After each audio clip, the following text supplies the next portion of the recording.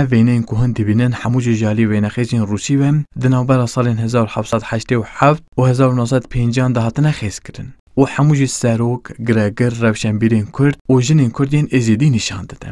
Ev wêne bi destê lêkolîner û nivîskarê Kurd Fırat Sezer ve ku li Rûsya û welatên berê di bin destê Sovyetê de bûne, bi lêkolîn û xebatên besalan li ser peywendiyên Rûsya û Kurdan ji arşîvên fermiyên Rûsyayê hatine peyda kirin. Sezer di encama lêkolînên xwe de dibêje ku peywendiyên Kurd û Rûsan di destpêka sala 19 de diwarê çand, huner û folklorîk de çêbûye. Lê dibêje yêkem car bi ferhengekî Rûs bi Kurdan re hevnasiyê çê dikin. Di navî ferhengê de nîzîkî du set ziman heye, nav da kurmancî jî heye. Ev ferheng 1787 de hatiye amadekirin. Piştî ku Rûsan destpêka sala 19 de di Qafqasyê de cihê xwe xurt dikin, evê dikin. Tekiliya xwe jî bi Kurdan ve hîn ev dibe, xurt dibe.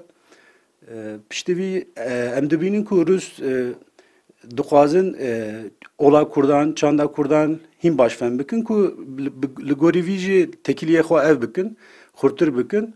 Ji ber vê jî xebatên ev folklorîk dest pê dikin, zimannasî dest pê dikin, çandî dest pê dikin. Di vî demê de gelek xebatên ev hene. Mesela li ser venegeriye gelek xebat hene.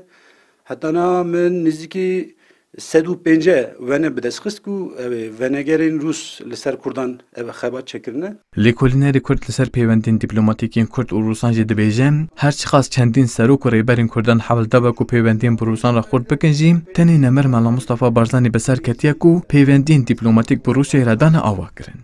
Di daviyê çaretiye de em dibînin ku serokên û rewşenbîrên Kurd wek Abdulrezak Bedirxan, Abdulselam Barzanî û Şeyx Mahmud Berzenci xwastine ku bi Rûsyayê bikevin tekilî û ji van işte destekê wan bigirin lê tu encam negirtine. Heta ku yani Mela Mustafa diçe evê Yekîtiya Sovyetê ne pekanekî em qala ev bikin tekiliya sistematik a diplomatik di nav Kurd û Rûsan de. Piştî çûyîna Mela Mustafa Barzanî em dibînin ku di nav Kurd û Rûsan de tekiliyen diplomatik tê asta herî xurt. Her wiha lêkolînerê Kurd ku niha jî li ser peywendiyên Rûs û Kurdan lêkolînên xwe berfireh dikin, dibêje îro besayê hewlên Mela Mustafa Barzanî li başûrê Kurdistanê peywendiyên xurt bi Rûsan re hene û perçeyên diniyên Kurdistanê bi qasî başûr ginik nayên dîtin.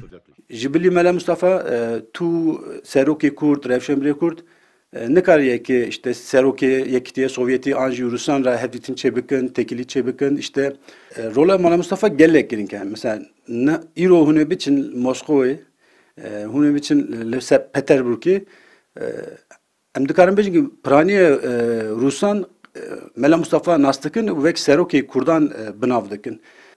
Komên xebatên Kurdên din jî li Moskowê hene lê qasê ku başûrê Kurdistan vek muhatib qabûl nakin. Yani sedama vî jî xebata ev e. Mela Mustafa'ya nemir e. Lêkolîner û nivîskar Fırat Sezer amaje pê dike ku li gel warê siyasî û dîplomatîk Rûsya niha di qada enerjî, bazarganî û evlehiyê de jî bi hikûmeta Kurdistanê re di nava peywendiyên xurt de ye. Vural erişmiş. Kurdistan 24 Ankara.